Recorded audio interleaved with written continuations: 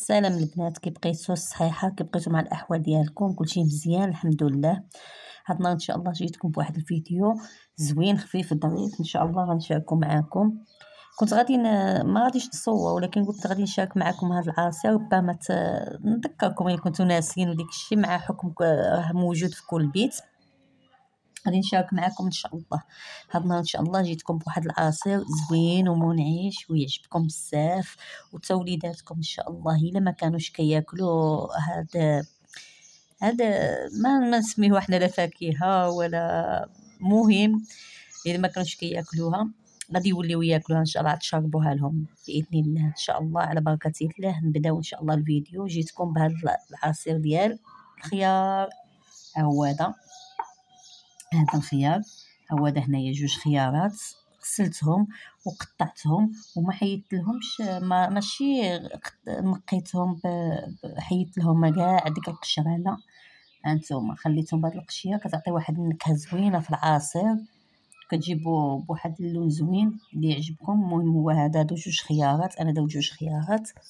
عندنا هنايا ليمونه حامضه، ها هي حامضه محيدنا لها العظم ديالها وغسلناها بطبيعه الحال، وحيدنا لها ديك القشيرات البويض اللي عيطاونا المروره، وحيدنا لها ديك العلف ديالها قطعناها.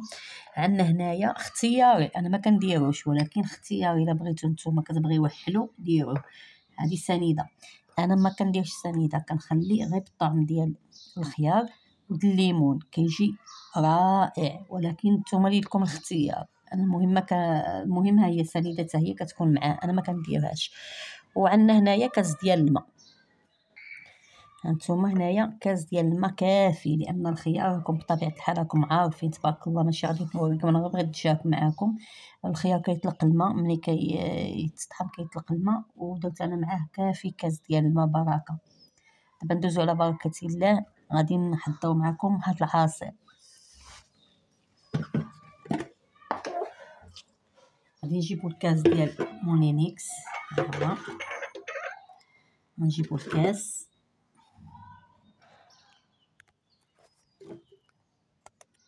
هو الكاس. غادي نديرو الخيار هو الاول، وغادي نديرو الليمونه حامضه، ها هي، وغادي نديرو معاه كاس، هاد الكاس ديال الماء ها هو. ونزيدكم راه الا بغيتو ديروا الياغوت ديال الفاني اولا البنان، اولا المهم من غير الفريز، من غير المهم ياغوت ديال البنان اولا ديال الفاني، راه كيجي زوين معاه. كتعوضوا في عوض ما كانش الليمون وكان الياغوت ديروه. انا بعد النوبه كنطحن به، كيجي عجيب، عاود كيجي عصير واعر. دابا غادي ندوزو ان شاء الله بحول الله نطحنوا العصير ديالنا ونرجع معكم باش ما نديرلكمش الصداع في راسكم.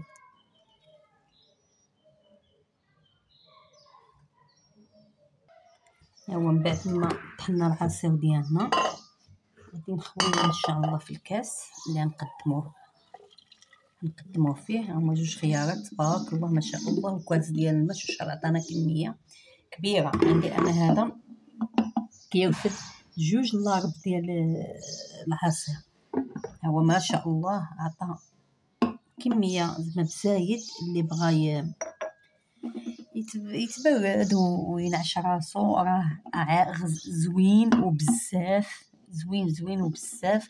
والفوائد ديالو على البشره ما غاديش نقول لكم، انا ما اخصائيه ديال التجميل ما والو، ولكن راه عجيب.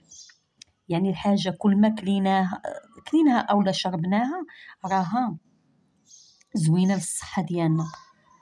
يعني احسن ما نطليوها على وجهنا اولا يدينا، الا كليتيها كتمشي لك مع العروق، كتمشي لنا مع العروق، كتعطي واحد النضاره زوينه في البشره. مثلا بحال الخيار، بحال خيزو، بحال اللتشين، بحال حنا فاس كنقولوا اللتشين، نتوما ما عرفتش اي منطقه كيقولوا الاسم ديالها. يعني كل حاجه كليتيها فريز حسنا ما كليها الحاجه، واخا ما تاكليهاش الفواكه كلها كليها. بحال الخيار فقوس تبارك الله، هو غادي يدفع دابا، غادي يكون غير هو ما شاء الله.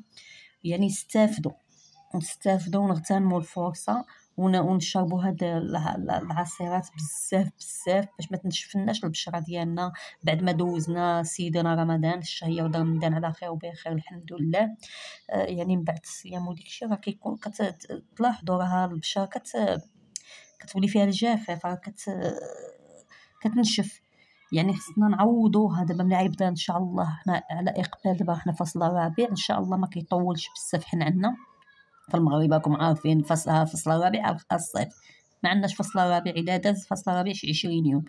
المهم فهاد الفصل ديال الربيع والحراره ما شاء الله دابا راكم عارفين، استافدوا من العصير، يا ديال الليمون حامض يا ديال الليمون عادي، ديال خيزو الفريز التفاح حتى هو مع الليمون حامض طحنوه.